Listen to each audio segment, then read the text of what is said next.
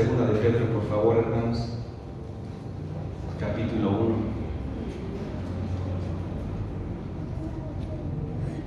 ¿Llevo a los niños? Los niños, sí, tenemos peques. ¿Tenemos 3? ¿Sí? 4. Ok, los niños se acompañan a mi esposa a su salón. Siguen de show por ahí, sí. Ok, segunda de Pedro, capítulo 1, hermanos. Y cuando ustedes lo tengan, me dice amén. Segunda de Pedro, capítulo 1, versículo 17. Primera de Pedro 1. Perdón, segunda carta de Pedro, capítulo 1.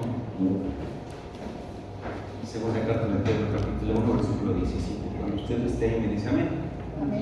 Dice así, lea conmigo, por favor. Pues cuando él recibió de Dios Padre honra y gloria, le fue enviada desde la magnífica gloria una voz que decía: este es mi Hijo amado, en el cual tengo complacencia. ¿A qué se está refiriendo? ¿Alguien puede decir? Pedro está citando un evento. ¿Cuál es? Hermanos que leen su Biblia. ¿No da? Dice, pues cuando él recibió de Dios Padre honra y gloria, le fue enviada desde la magnífica gloria una voz que decía: este es mi Hijo amado, en el cual tengo complacencia. ¿Cuándo se le dijo eso?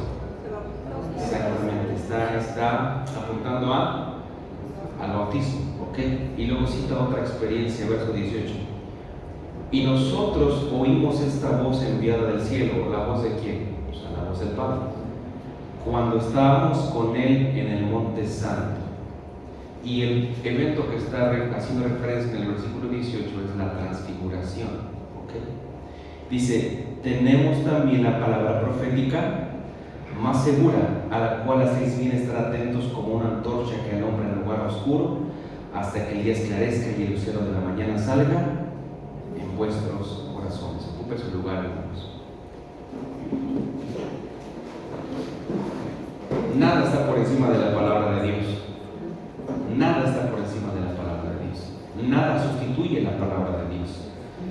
Ni la experiencia sustituye la palabra de Dios. Martín Lutero decía que no importa que usted ver llover a través de expositores, milagros todos los días, pero si sus predicaciones o sus sermones están en contra de la palabra de Dios, debemos de rechazarlas. Es lo que Martín Lutero dijo. Si sus enseñanzas se contraponen a las Escrituras, aunque hagan llover milagros todos los días, deben de estar desechadas. Nada está por encima de la palabra de Dios. Y Pedro nos está diciendo aquí dos experiencias. La primera experiencia es que cuando Cristo subió de las aguas, escuchó una voz del cielo, la voz del Padre, que dijo: este es mi Hijo amado, en que yo tengo complacencia. Este es mi Hijo amado, a él oigan, a él sigan. Y cita otra experiencia en el versículo 18 y dice que ellos vieron su gloria en el monte santo, en el monte de la transfiguración. Cristo pudo dar a conocer pequeños tintes de su gloria, pero Pedro nos está diciendo que las experiencias no están por encima de la palabra. Y entonces Pedro en el versículo 19 dice: ok, nosotros experimentamos esto, ok, nosotros escuchamos la voz del Padre, nosotros vimos la gloria del Hijo, pero Pedro dice: nosotros tenemos la palabra profética más segura. Es decir, tenemos la palabra de Dios, a la cual hacéis bien estar atentos, y nos dice la razón como una antorcha que alumbra en lugar oscuro hasta que el día esclarezca y el lucero de la mañana salga en vuestros corazones. Es la palabra de Dios la que nos da vida, hermano.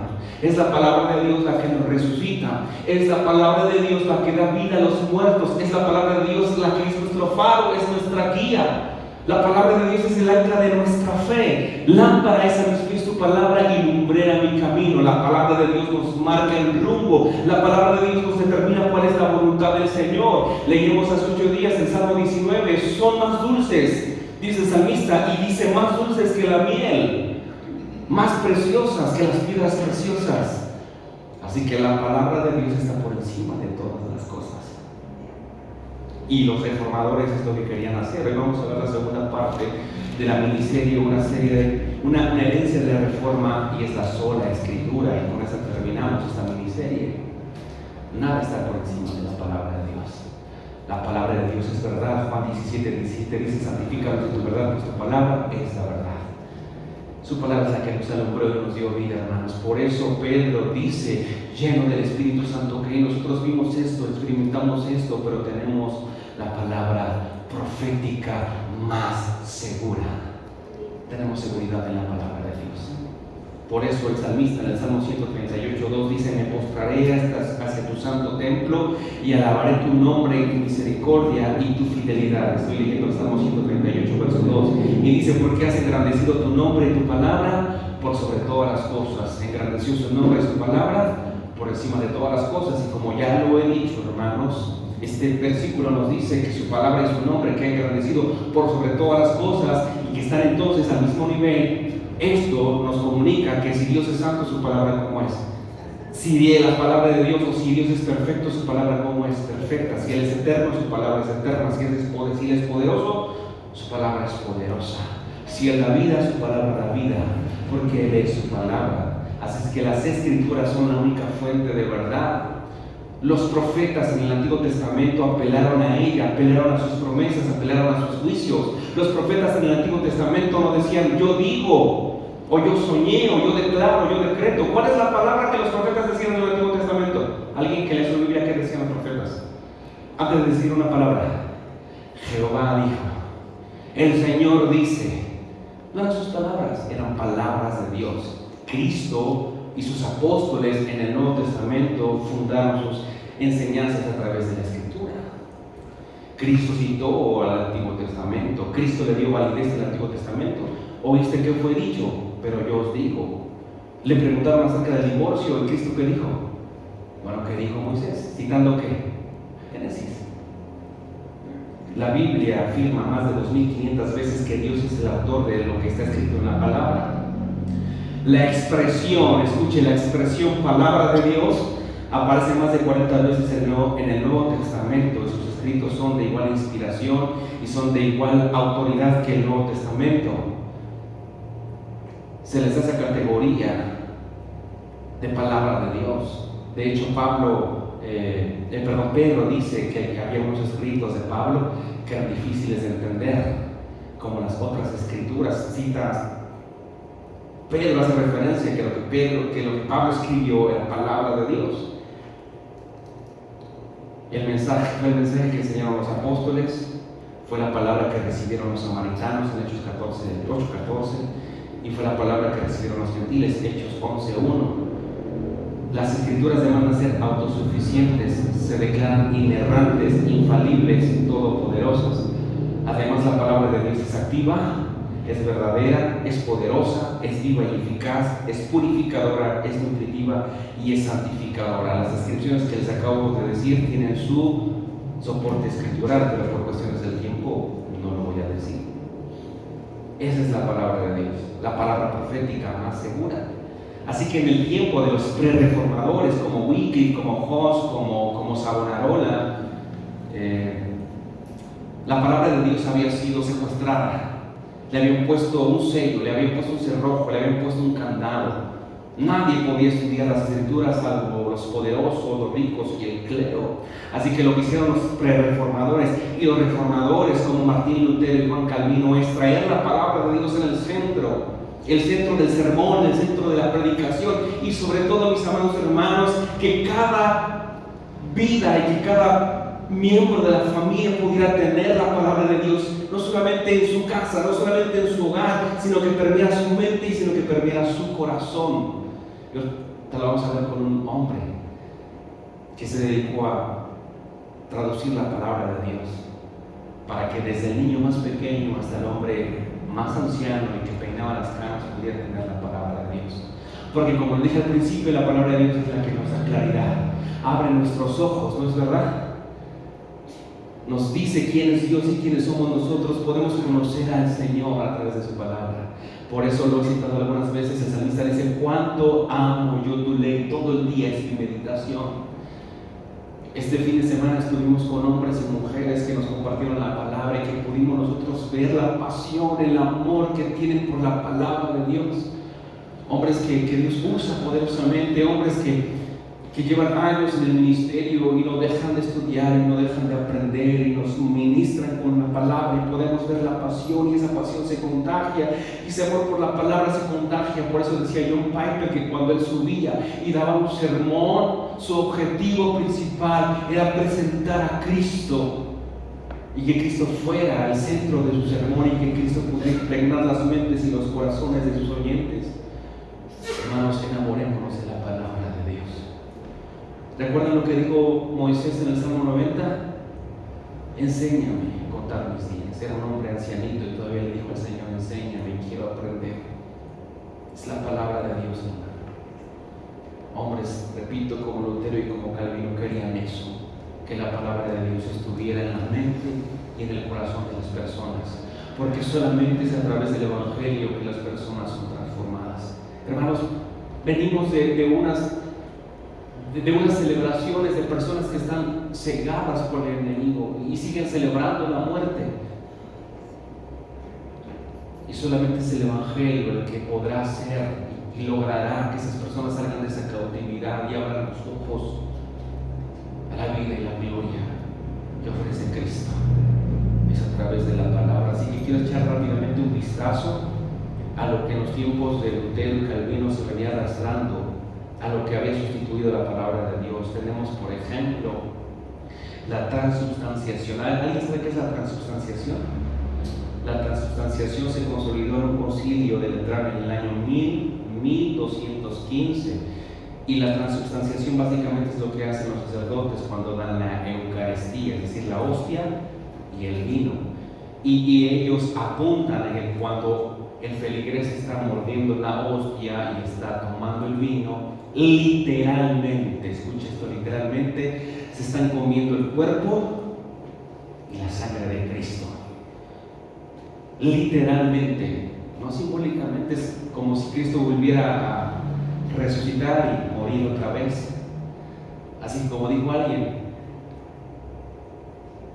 el domingo toman la Eucaristía, entra Cristo y les salen alas, pero de lunes a sábado se les mete el diablo, se sale Dios y se les mete el diablo, viven como quieren, como se les da la gana, y el domingo otra vez toman la Eucaristía y se les sale el diablo y se mete el Señor. Básicamente contradicen las Escrituras, porque cuando nosotros celebramos lo que vamos a celebrar hoy, es un acto simbólico que nos recuerda lo que Cristo hizo por nosotros. Murió una sola vez, el Cordero perfecto, el Cordero que quita el pecado del mundo, lo que decía Juan, recuerda, una sola vez vino Cristo, el sacrificio perfecto. Todo lo que se hacía en el Antiguo Testamento era sombra de lo que había de venir, y esto que hacemos es un acto simbólico que nos recuerda lo que Cristo hizo.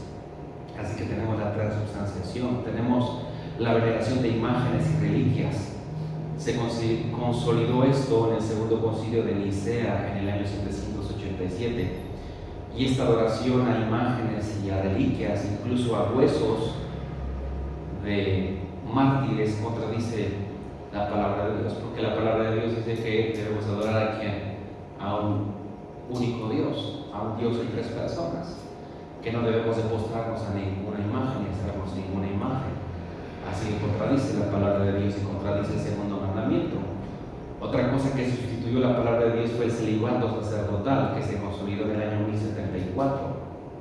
El celibato sacerdotal, promovido en el siglo XI por el Papa Gregorio VII, y se formalizó en el primer concilio de Letrán en el año 1123. Y obviamente esto también contradice la palabra del Señor, porque la Escritura dice que si tú no tienes don de continencia, debes de casarte. Y aparte, cuando tú lees 1 Timoteo y Tito, nos dice que el que anhela obispado buena obra desea, pero que el obispo debe de ser irreprensible, marido de una sola mujer, sobrio, decoroso, hospedador. Así que eso contradice la palabra también.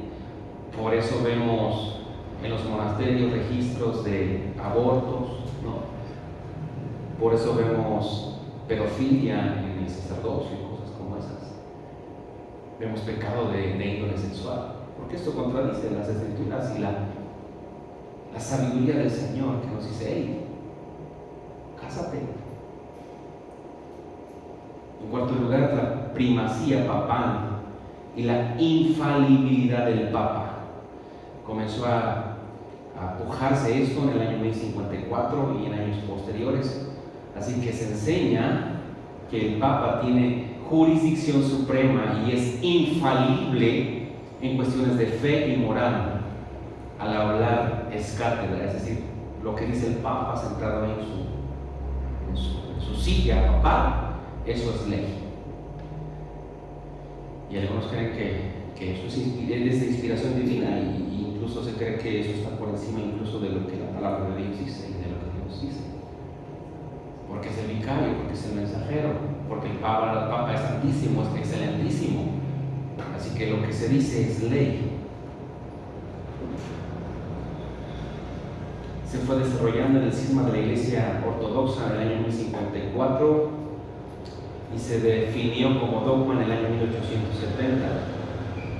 Y no tiene fundamento porque el único que tiene autoridad final no es el Papa.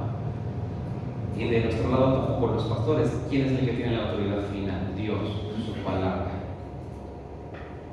A usted no le debería interesar lo que digo yo, sino lo que dice la palabra de Dios. Porque estamos aquí para predicar la palabra de Dios, no en palabras ni historias. En quinto lugar, el purgatorio y las indulgencias, siglo XII, siglo XIII. Así que esta era una doctrina a través de la cual los fieles, a través de cash, a través de dinero, a través de money, a través de marmaja, a través de dólares, a través de pesos, usted podía pagar su salvación, sacar las almas de sus fieles difuntos del purgatorio y entrar inmediatamente al cielo. Ese lugar, incluso el purgatorio, también se lo inventaron. Era un lugar de purificación, y entonces decían: bueno, para que tu familiar no esté ahí siendo purificado por mucho tiempo, pues hay que darle una ayudadita para que salga ahorita de volada, ¿no? Como cuando dan una mordida y pues vamos a sacar a tu familiar del bote, es que el juez nos dice que pues para que salga ya ahorita. Así básicamente, ¿no? Como si le hicieran una manita de puerco a Dios y que Dios, mira que está un billetito por debajo, ¿sabes qué? Saca a mi pariente, ¿no? Hasta de la vista gorda que nadie nos vea. Y sacaban a su familia según ellos del purgatorio y se iba directamente al cielo. Así que no importa si había sido un borracho, un mujeriego, un golpeador, un fornicario, un adúltero, un mentiroso, un estafador, una droga, paga y se va, no importa cómo sea, no importa cómo haya sido. No importa que haya tenido 20 mujeres y haya regado hijos como que quiera, paga tu indulgencia y directito se va al cielo. Eso contradice las Escrituras porque la salvación es a través de la sola fe. Y obviamente el pago de las indulgencias era porque en los tiempos de Lutero se estaba construyendo la Catedral de San Pedro, que si alguien ha tenido el privilegio de visitarla, según esto es muy opulente, muy majestuosa, pero obviamente se construyó con el dinero de los pobres, a través del engaño. Y se estaba construyendo la Catedral de San Pedro. Se vendían las indulgencias también para sostener la opulencia del Papa y de todo, digamos, toda la pompa del Papa y de los cardenales, de los religiosos, de los poderosos, y también para apoyar y solventar los gastos de guerra de las cruzadas en contra de los musulmanes que habían tomado Tierra Santa. Y se vendieron las indulgencias como pan caliente para sostener eso. No tiene respaldo en las Escrituras, porque Lutero descubrió, Pablo enseña en Romanos, que va a ser justo por la fe vivirá. Tenemos en sexto lugar la elevación de María. Escuche esto: María como mediadora y como corredentora al mismo nivel que el Salvador. Cuando María testifica con sus propias palabras que ella es una pecadora, que necesita de un Salvador. Pero María fue elevada a papel de mediadora entre Dios y los hombres, e incluso como corredentora con Cristo.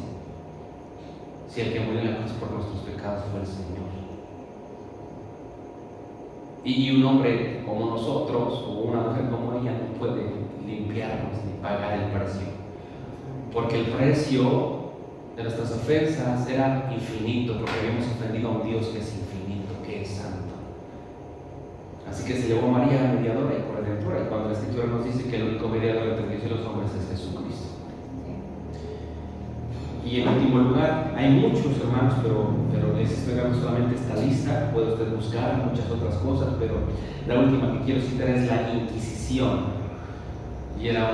Y le llamaron y le etiquetaron como Santa Inquisición, que de santa no tenía nada. Era un tribunal eclesiástico en donde incluso hombres de ciencia fueron juzgados, muchos de ellos martirizados y muertos, llevados a la horca y a la hoguera, y a un sinnúmero de herramientas y de elementos y de cosas que se inventaron para hacer sufrir a las personas, para desmembrar a las personas, para aserrar a las personas, para torturar a las personas.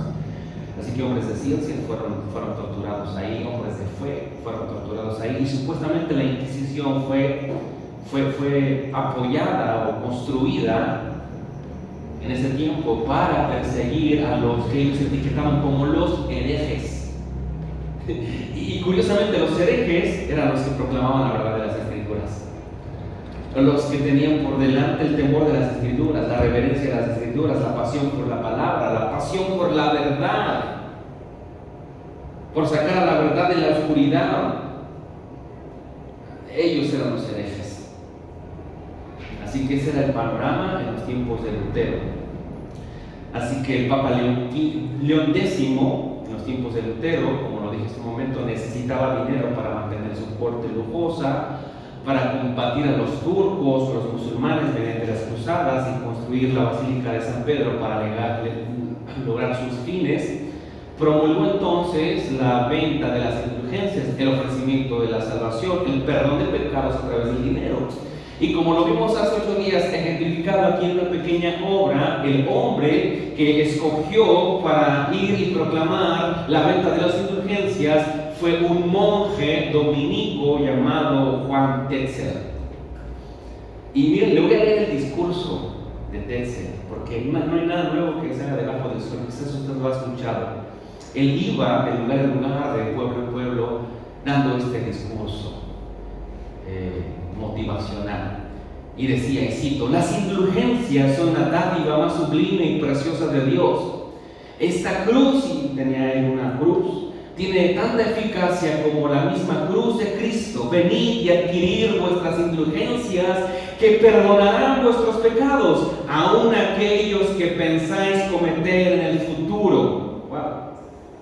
Por eso les decía hace 8 días que pues el que quería irse a adulterar o a fornicar o a cometer alguna fechoría, pues se anticipaba, ¿no? Pagaba su indulgencia. O sea, tengo mi conciencia tranquila, ya pagué mi indulgencia, entonces así vamos a darle vuelvo a la iglesia. Total, ya, si el Señor me llama en este momento, pues ya pagué mi salvación.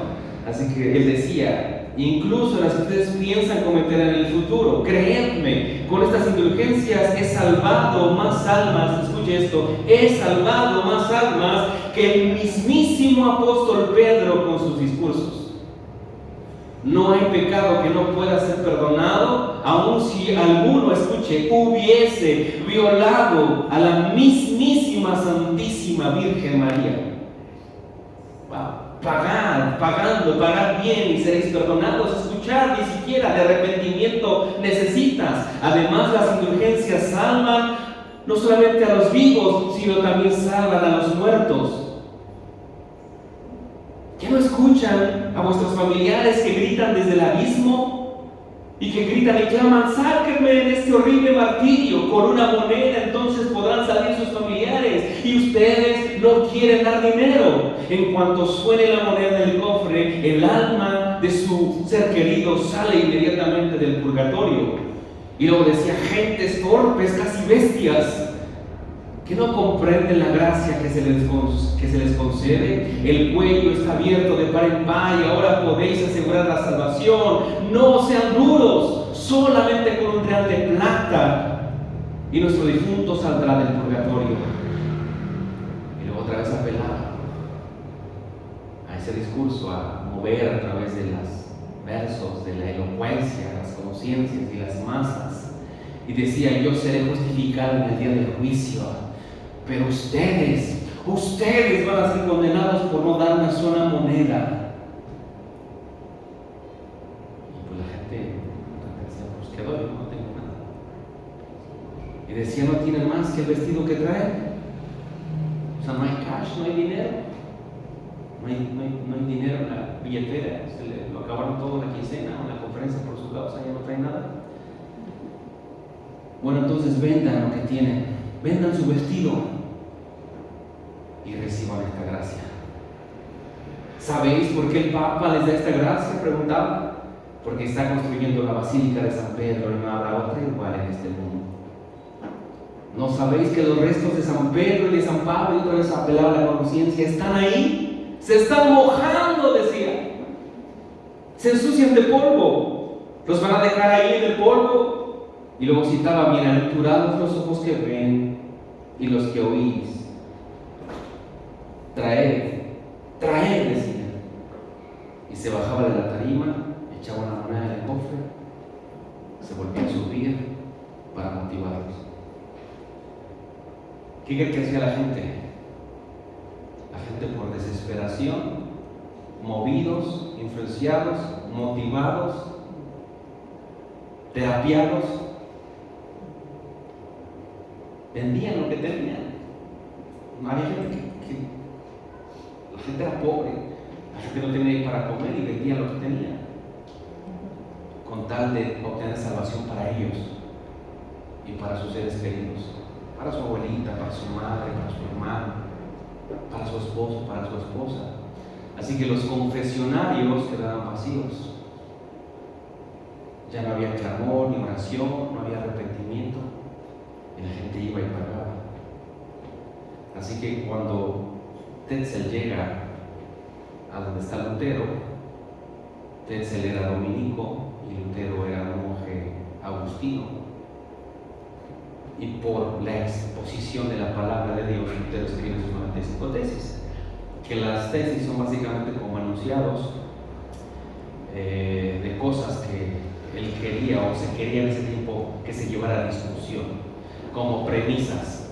Y voy a citar solamente algunas, usted puede buscar en internet. Tesis 2: mera doctrina inhumana se predica que aquellos que aseveran que tan pronto suena la moneda que se echa en la caja, el alma del que está en el purgatorio sale volando. Mera enseñanza humana,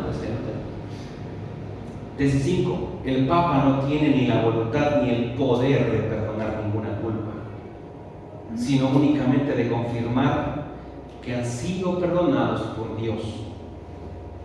Tesis 36: cualquier cristiano que se arrepienta verdaderamente de sus pecados, Lutero decía, tiene el perdón de Dios sin necesidad de las indulgencias.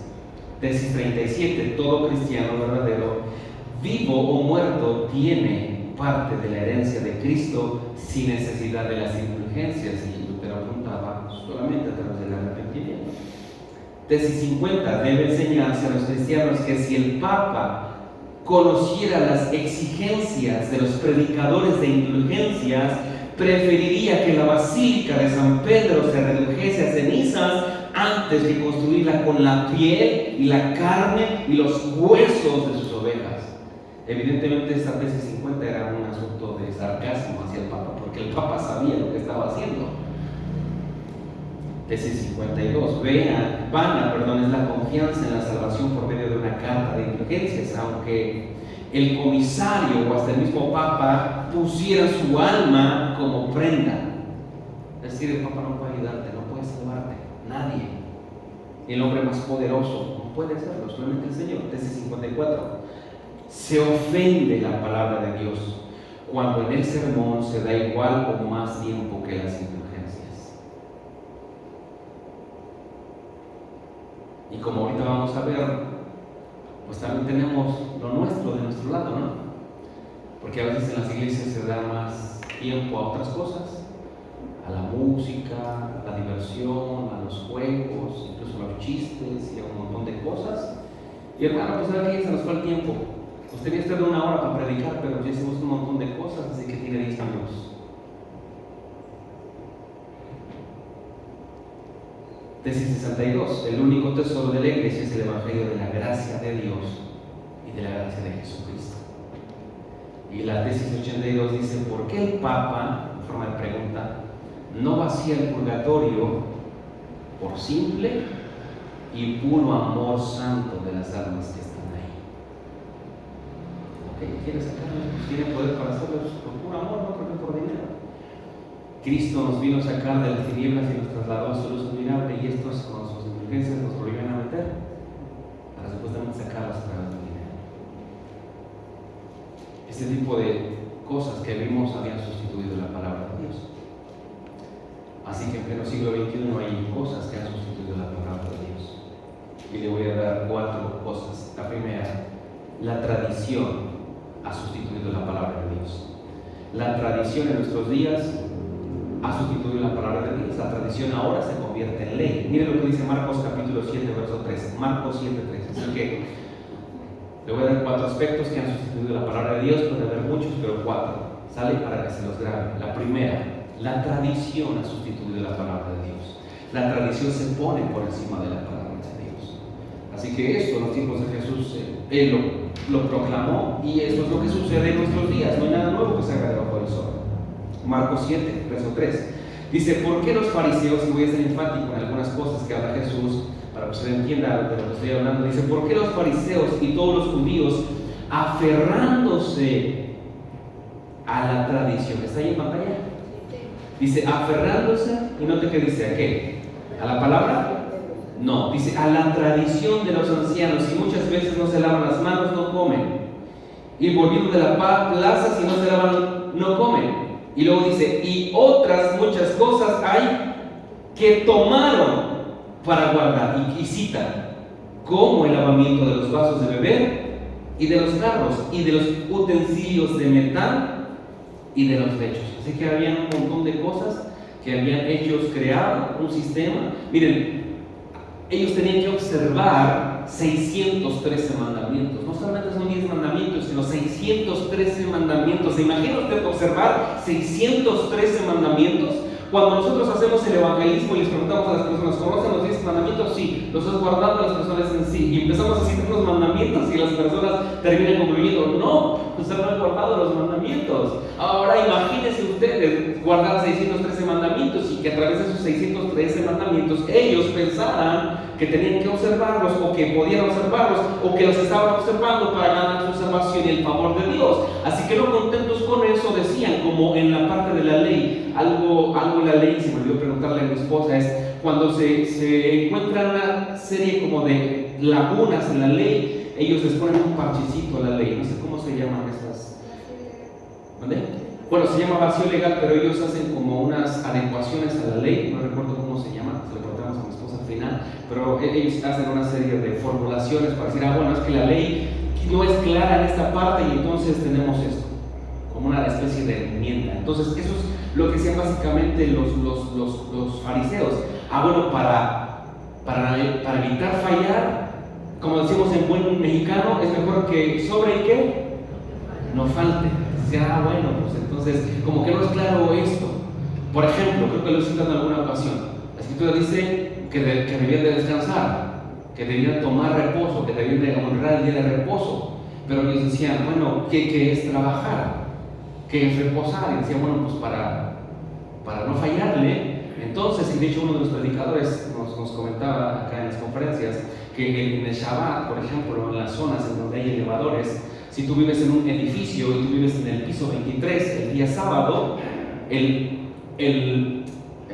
elevador está programado. Así que tú llegas al elevador, el elevador se abre, tú te metes, se cierran las puertas y empiezan piso por piso. Es decir, que si tú pones y oprimes el botón de piso 5, eso es trabajar.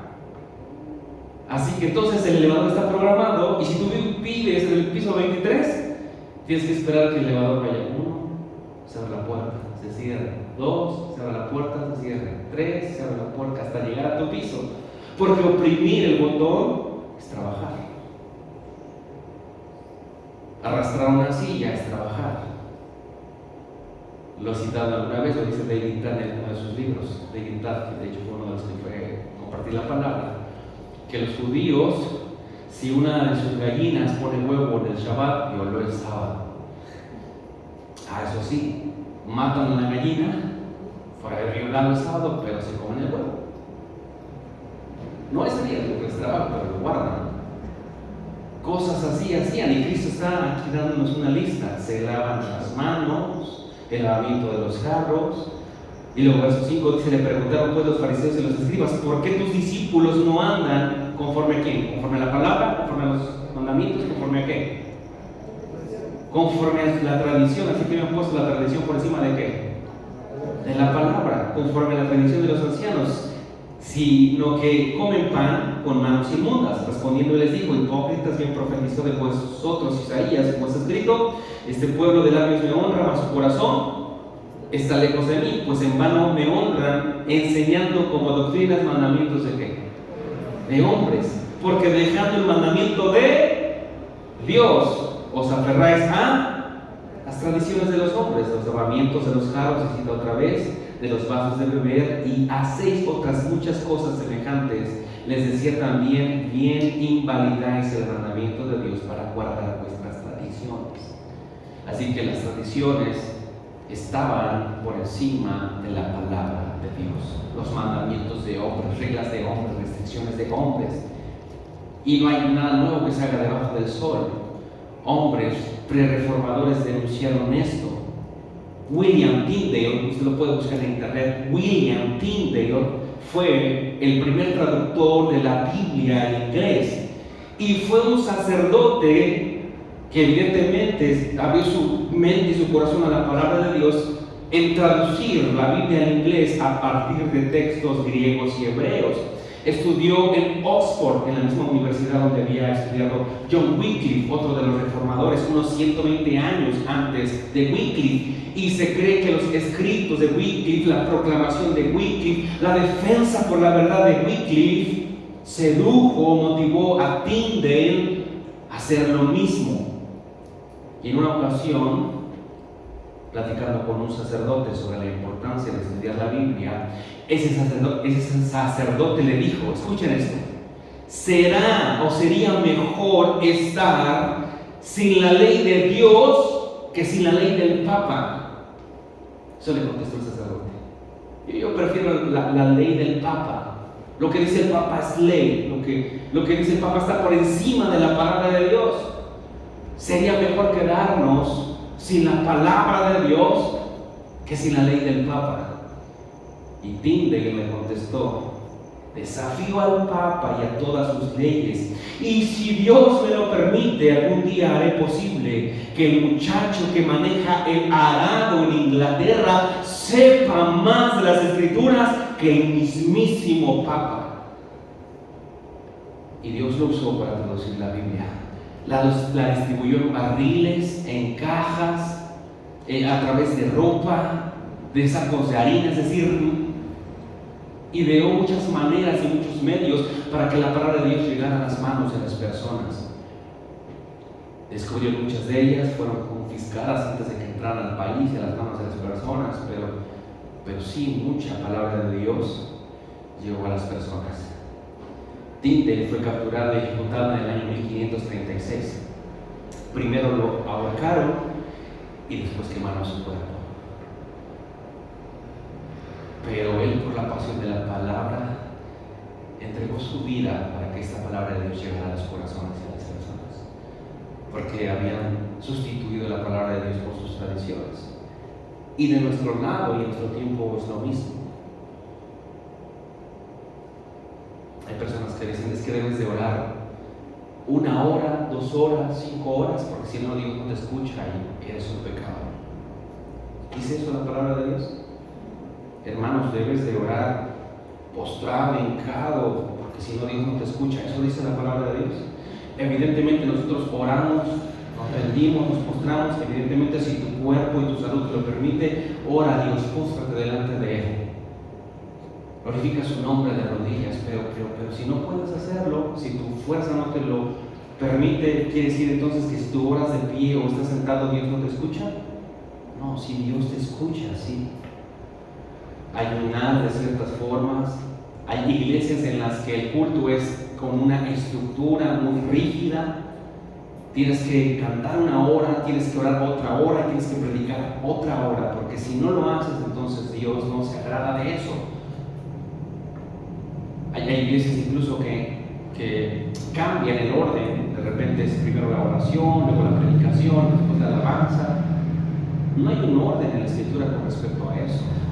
Vemos en la escritura que había cántico, que había adoración, que había oración, que había palabra, pero no nos dice un orden estricto. Pero eso es lo que hay en nuestros días. Se manipula la palabra de Dios para que la gente haga lo que quiera. Se sacan textos de contexto y hace... El fin de semana pasado que estuvimos en México, nuestro hermano Omar está aquí, el pastor Luis Contreras decía que a veces como predicadores, o como pastores o como enseñadores se toma la palabra para manipular la mente y las conciencias de las personas para que la congregación haga lo que el predicador o el pastor, o entre comillas un pastor, haga lo que ellos quieran, lo que él quiera. Y él decía lo mismo de los papás, que a veces los papás manipulan la mente de los hijos y dicen, no, es que tú tienes que orar así, ora como yo, ora de esta manera. Si no oras a las 3 de la mañana es pecado, tienes que orar a Dios a las 3 de la mañana, porque si no eres un miserable pecador y Dios no te va a escuchar. ¿Dónde dice eso? Nos enseñaron. Enséñale a tu hijo a orar, a clamar, pero si lo hace a las 5, a las 3, o a las 6, o a las 7, o a las 8, él no está pecando, está orando a Dios. Nos decía de uno de sus hijos o hija que quería pintarse el cabello, no sé de qué color, y él dijo, bueno, ¿por qué lo quieres hacer? Porque si lo quieres hacer para vanidad, para que te vean, para tu propia gloria, eso es pecado. Ahora, la Biblia no dice que si te tiñes el cabello es pecado, pero el problema no está en el tinte, el problema está en tu corazón. Y él nos daba ejemplos, decía, bueno, debes de guiar a tu hijo a ver qué es lo que motiva su corazón, por qué lo quiere hacer. Debes de motivar a tu hijo a llevarlo a la palabra, a principios de la palabra que dice que nuestra vestimenta, nuestro porte, nuestra imagen debe de ser piadoso. Que si tú haces eso quizás puede ser el tropiezo. Oye, pero yo me quiero tatuar. Bueno, la Biblia dice que si te tatúas es pecado, no dice nada de eso. Pero otra vez apelar a la conciencia, lo que la palabra de Dios dice. Y eso es lo que sucede en nuestros días. Se manipula la palabra de Dios. La tradición ha sustituido las escrituras. Mandamientos de hombres, enseñanzas de hombres.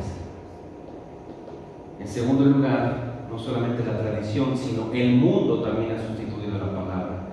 Dice Santiago 4:4, no améis al mundo ni las cosas que están en el mundo. Si alguno ama al mundo, el amor del Padre no está en él.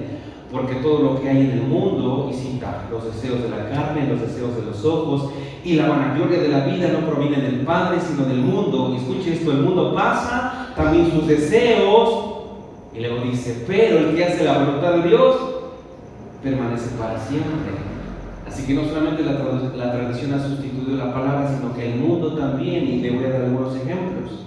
Hace unos días hay algunas personas que tengo una amistad en Facebook y vi que estaban promocionando una conferencia, congreso, no lo sé, para mujeres. Y para no...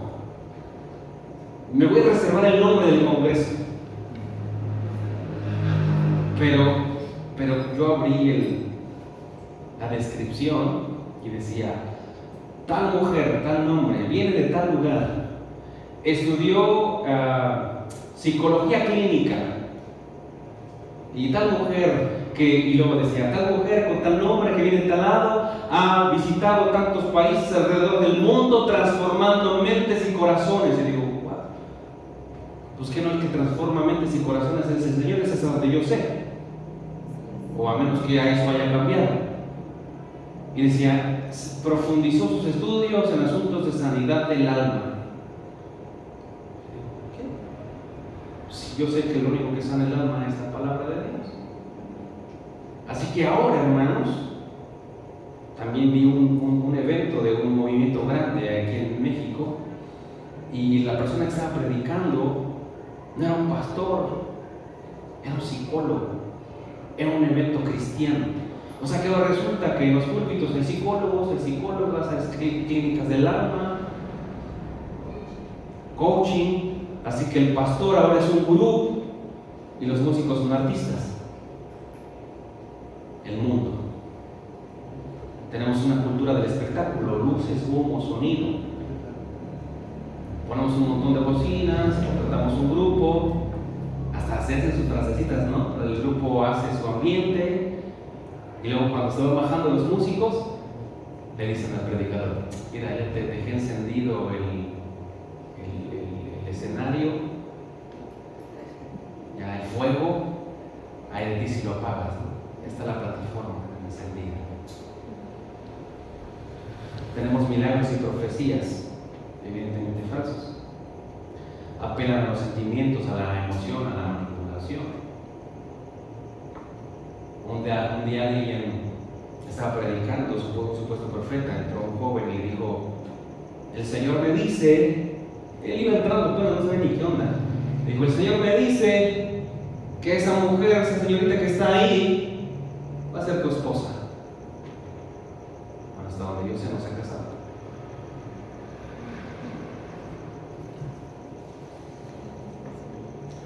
Manipulan, apelan a los sentimientos, a la emoción. A mí muchas veces me dijeron cuando estaba yo orando y en unos eventos como eso, me decían: el Señor me dice que tú vas a ir a plataformas de miles de gentes y vas a conquistar el mundo como casi Pinky Cerebro, ¿no? Y vas a ser de impacto, ¿no? Un montón de cosas, ¿no? Que jóvenes y que no sé qué. No ha salido de mi pueblo, ¿no? Cosas que hablan del corazón. El estándar ya no es la Biblia, sino la filosofía del mundo. Y Pablo nos dice: miren que nadie los engañe por medio de filosofías y huecas sutilezas según las tradiciones de los hombres, conforme a los movimientos del mundo y no según Cristo. Así que el mundo ha entrado, las modas han entrado. Ahora los chavos, sí, entiendo que del lado del mundo tienen a sus ídolos, ¿no? Tienen a Ronaldo, tienen a Messi, un montón. Y iba a citar a algunos artistas, pero a decir: hermano, es un pecado, es un pagano, hermano, me está echando y viendo ahí, mejor me reserva su conciencia, ¿no? Pero de nuestro lado tenemos también a nuestros becerros de oro, ahora los chavos y los predicadores. Yo digo: wow, o sea, no hay un estudio, no hay estudio de la palabra, no hay un seminario, no se queman las pestañas, no leen las escrituras, no leen, y ya están compartiendo, ya están predicando, sin un discipulado, y luego suben y pantalones rotos, pegados, que se suben, yo creo que con mantequilla, no sé cómo se lo ponen, playeras rotas, cadenas. Y yo digo: ¿es un predicador o es un cantante de reggaetón? ¿Qué será? Las modas. Sí he notado que ya no ni siquiera hay púlpito, sino se pone una mesita ahí. Digo, entiendo los contextos, ¿no? Ahorita que estuvimos allá había una plataforma en donde no había un púlpito, pero bueno, ponen una tril y compartían la palabra. Tampoco me escandalizo, pero el mundo ha sustituido la palabra de Dios. El estándar no es la Biblia, sino la filosofía del mundo. El estándar ya no es la Biblia, sino las tradiciones de los hombres, los mandamientos de los hombres. En tercer lugar, hermano, la carne gobierna la iglesia. Entonces, las tradiciones. En segundo lugar, el mundo. Y en tercer lugar, la carne. Juan 7, 17. Juan 7, 17. El que quiera hacer la voluntad de Dios conocerá si la doctrina es de Dios o si yo hablo por mi propia cuenta.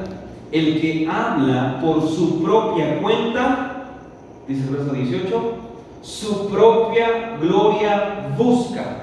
El que habla por su propia cuenta, su propia gloria busca.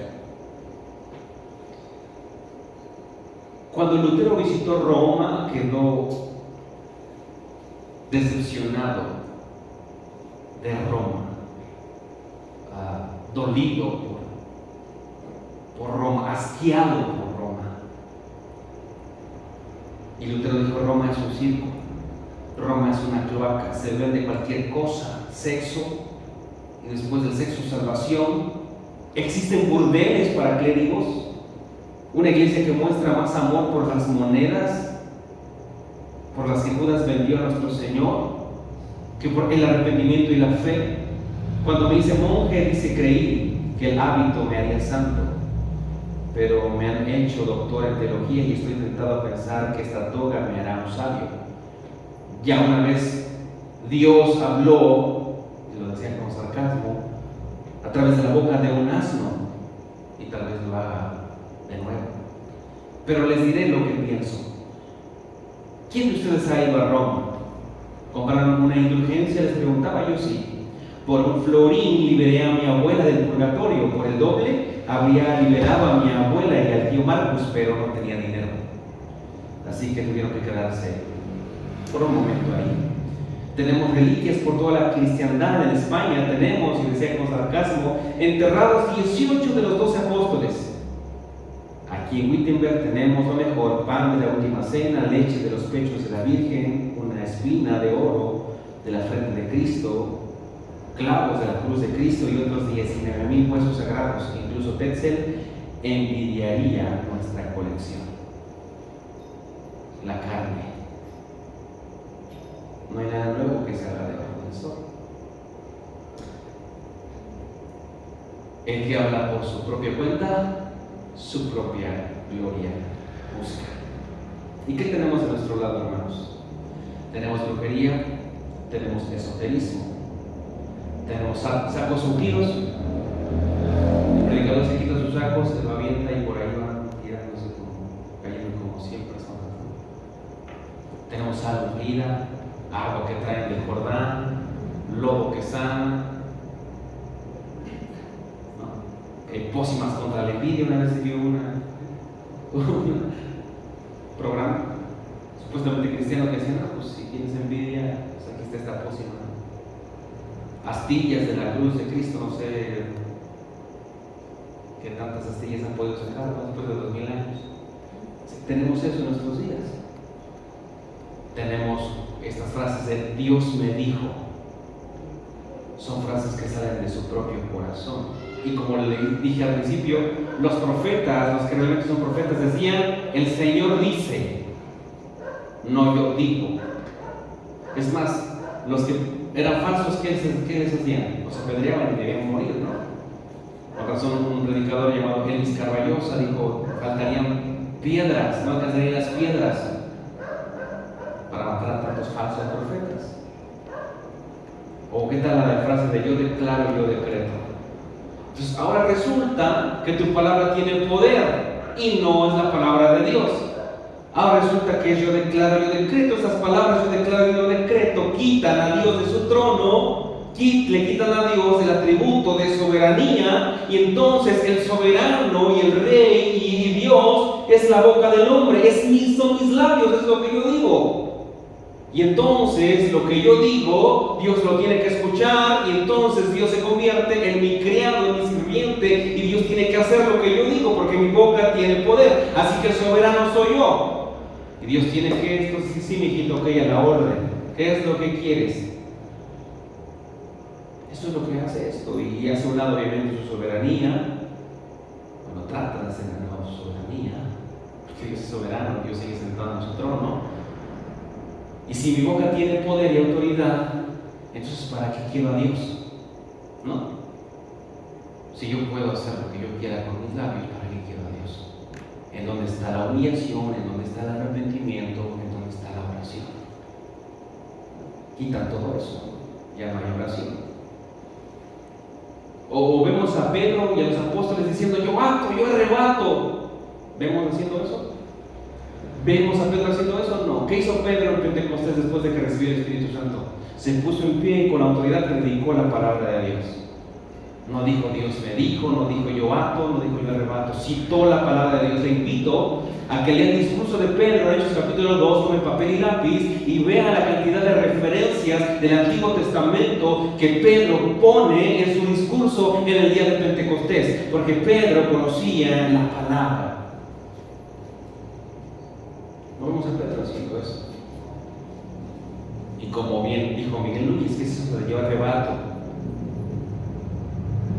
Yo no tengo nada que arrebatarle al diablo, porque todo es del Señor. soy de Él.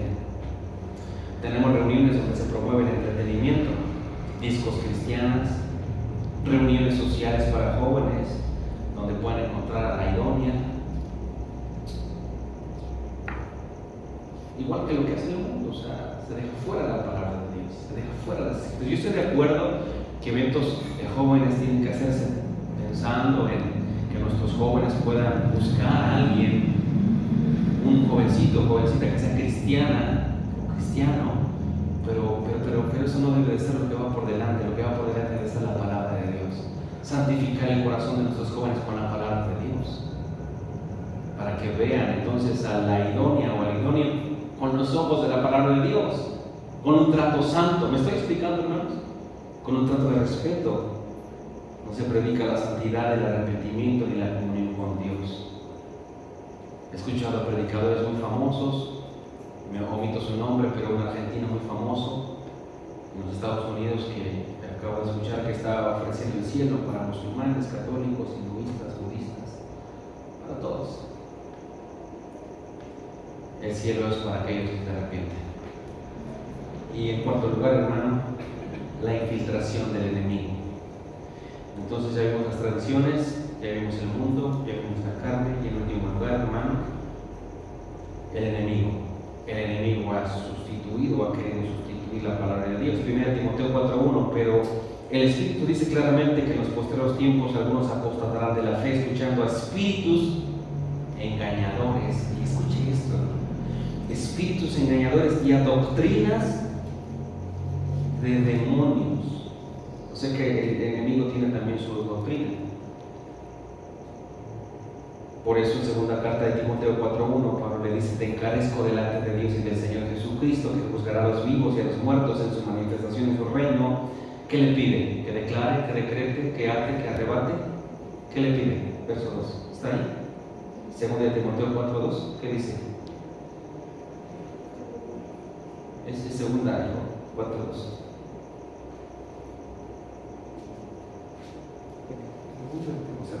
Según de Timoteo 4:2. Ahí está. Dice, voy a leer desde el 1. Te encarezco delante de Dios y del Señor Jesucristo, que juzgará a los vivos y a los muertos en su manifestación en su reino. Que le pido en el verso 2. Que prediques la palabra, que instes a tiempo y fuera de tiempo, redarguye, reprende, exhorta con toda paciencia y doctrina. ¿Por qué?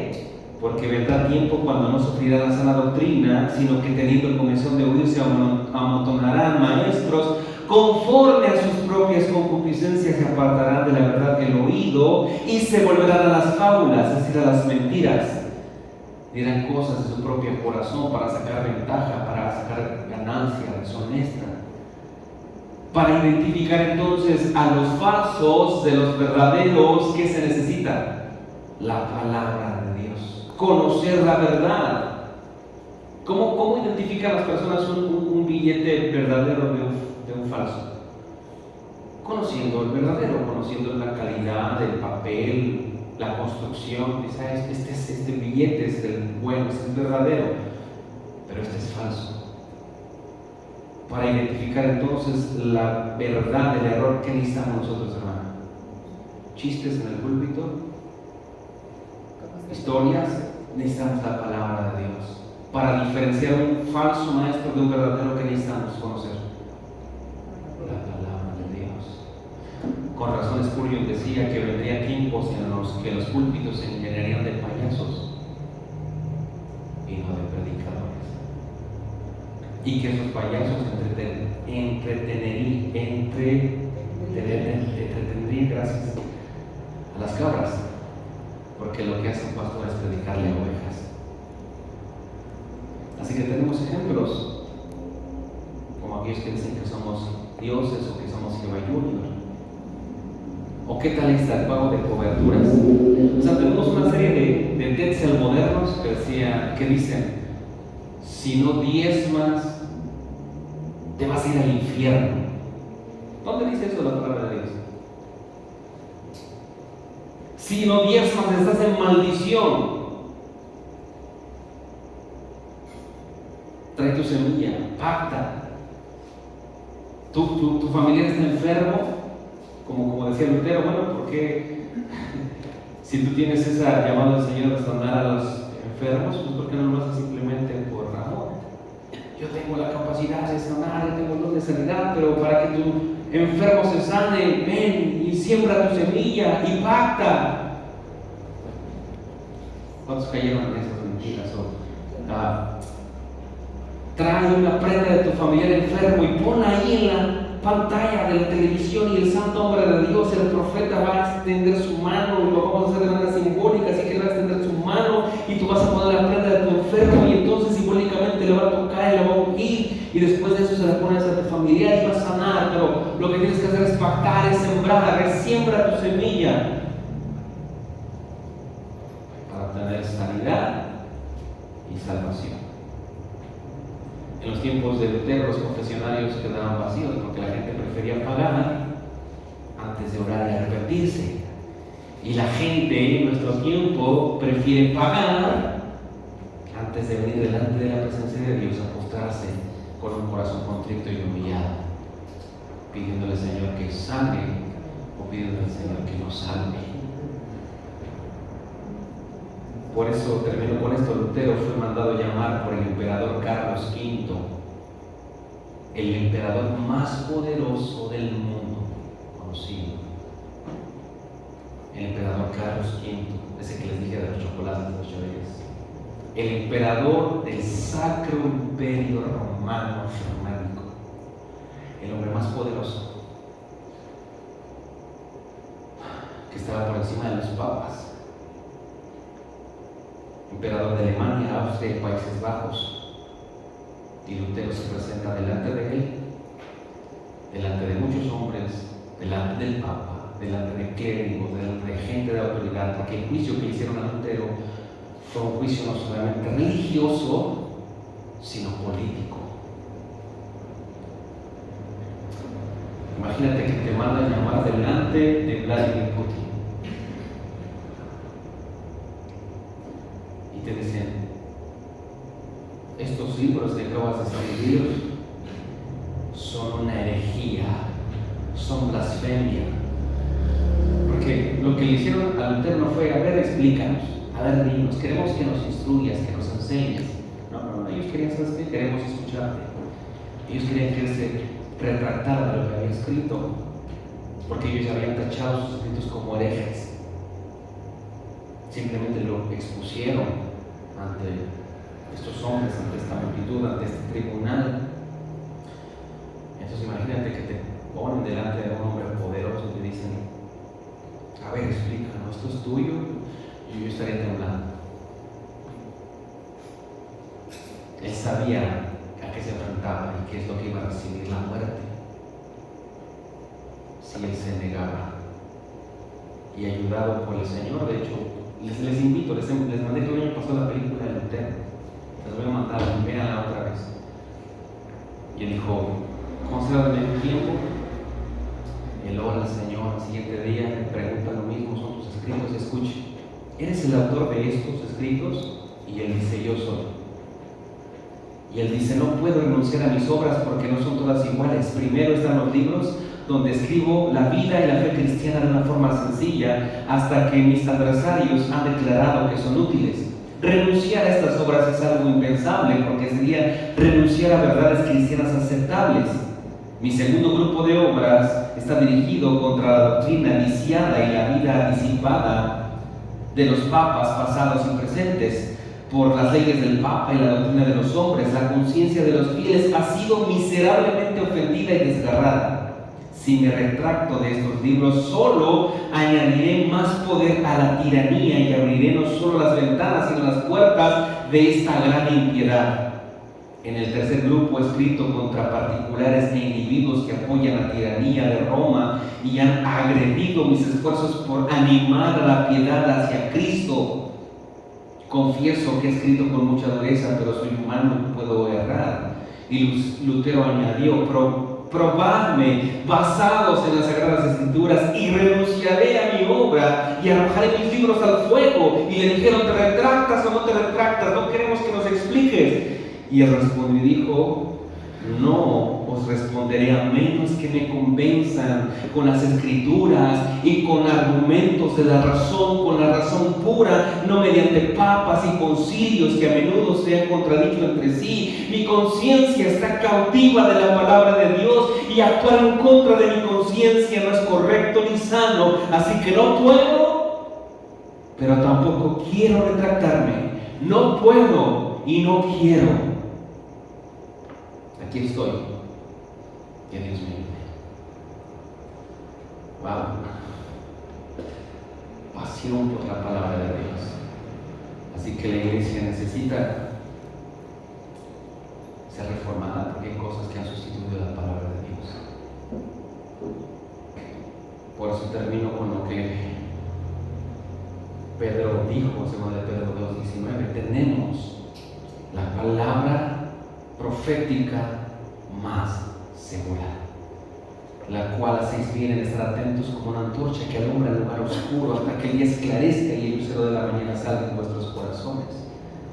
Así que debemos de conocer la palabra, tener pasión por la palabra de Dios, entender sus beneficios. Recuerden lo que vimos en el Salmo 19, cuando entendemos sus beneficios, entonces la deseamos más que el oro y más que la miel, porque la Escritura abre los ojos de los ciegos, porque la Escritura nos hace libres, porque la Escritura nos conduce a la verdad, porque la palabra me vivifica, me purifica, me santifica, porque la palabra me hace diferenciar la verdad del error, porque la palabra me hace diferenciar los falsos maestros de los verdaderos maestros, porque la palabra de Dios me hace conocer al Señor, nos lleva al arrepentimiento, me convence de pecado, de justicia y de juicio, me hace amar al Señor, me hace rendirme delante de sus pies, nos ofrece el camino a la salvación y nos hace renacer para una esperanza viva y verdadera.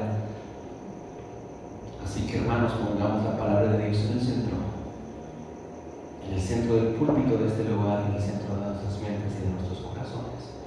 Y termino con este versículo que está en Jeremías 6:16.